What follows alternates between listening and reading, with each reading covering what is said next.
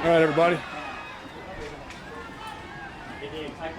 How can he help you if he's on special teams? Right now, we're looking at him at gunner. Seeing if he can play there. He's getting a lot of reps everywhere. He's getting some punt return reps. I think kick return will be his first spot that'll be able to help us. Also working at end on punt return. You saw him doing that today.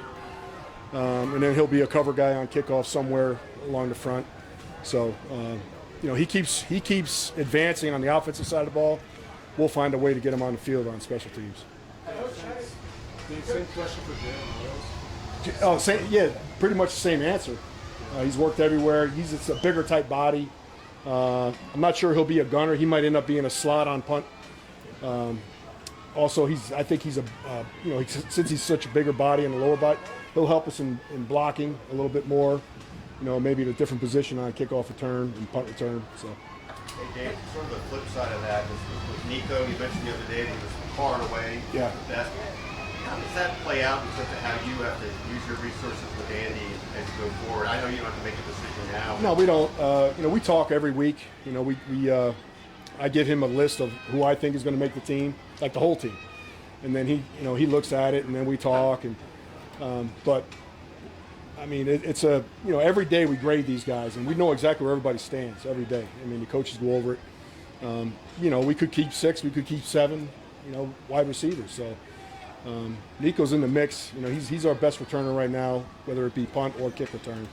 He just keeps getting better, just like I said last week. Is that one of the things that plays out over the next couple of weeks? I mean, sure. I mean, we got the games coming up, and somebody else might jump out. I mean, Brashard, we're going to give him a lot of reps. We're going to see what he could do. Taekwon. I mean, he's special teams is going to be a factor when it comes right down to it. Always is every year. The roster numbers kind of forced you to make a decision at the punter earlier than he wanted, but what did you see with Matt to make it clear that he's the guy?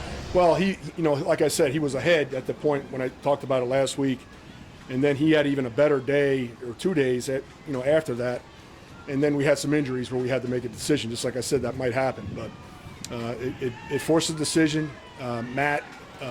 He's like the champion. You got to knock the champion out, and Eddie wasn't able to do that in the period of time that he was here. But I still think he's an NFL punter.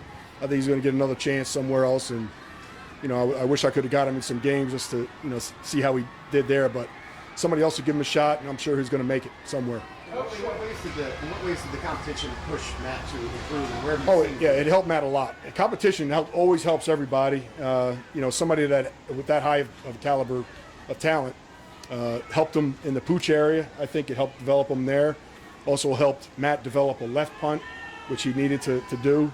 And and Matt he's in a good place right now. As long as he keeps the foot on the gas pedal right now, which he will. Coach, you had a chance to watch that Hall of Fame game and see the new kicking rules. What did you think about it, and why weren't you at the White House? You're the coordinator. All right, the White House thing. I didn't even know Bucker was going. To tell you the truth. I mean, I know Andy, Coach Reed knew.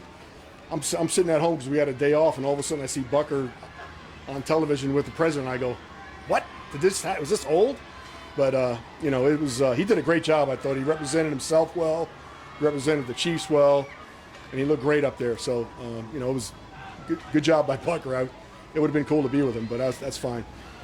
What was your other part? I mean, you got me with the Bucker question. The kickoff return. Yeah.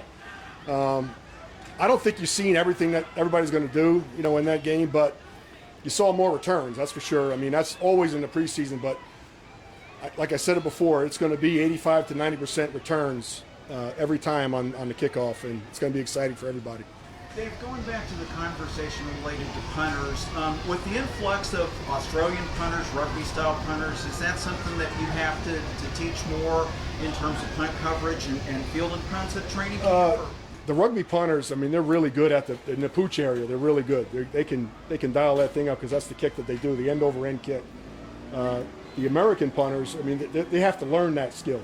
The rugby punters, they've done that the whole life playing rugby. So there is a learning curve for that. But there is an influx of Australian punters right now. If you look across the league, I think there's might be 5 to 7 guys if you look at it across the league, and every year it seems to be more and more. Dave, you got a week away from the first preseason game.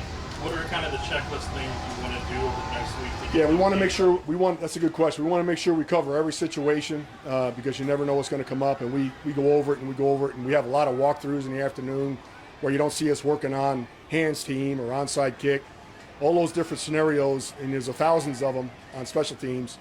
You know, we have to be sure that we're on those, and every group's got to do it. It's not just the ones. You know, you finish a game, you know, your hands team is going to be your 14 guys, so they need to know, you know, what to do, how to line up, and everything that goes along with it, which is a lot. It's a good question. Dave, you said Matt goes full throttle all the time. You gonna try Who? to? Matt goes high energy all the time. Is Matt? Matt Horizon? Yeah. Matt, so, are you gonna try to? Oh, as far as him covering and stuff, and covering kicks? Yeah. I mean, I don't want him, you know, especially in the preseason, I don't want him, you know, getting down there covering kicks, but he'll cover. If he knows he didn't hit a punt well, he's like the first one down the field to cover. So that says a lot about him. So he could do it. If we have to have it, he'll do it. But I don't want him doing that on a regular basis. We can't afford to, especially during the preseason, we can't afford to lose him doing that. But he's got a football player mentality, which is good. Thanks, Coach. All right, thanks.